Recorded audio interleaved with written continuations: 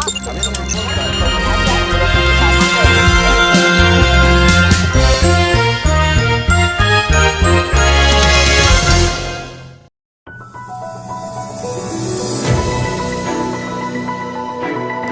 Civil હોસ્પિટલના nursing વડા હિતેન્દ્ર ઝાખરિયાએ ગરીબ અને સામાન્ય વર્ગના લોકો માટે સરકારે શરૂ કરેલ મફત સારવાર યોજના એટલે કે આયુષ્યમાન કાર્ડની યોજનાનો લાભ લઈ આખા પરિવારનું આયુષ્યમાન કાર્ડ કઢાવ્યું હતું, જે મામલે વિવાદ થયા પછી તપાસ સમિતિ રચાઈ હતી।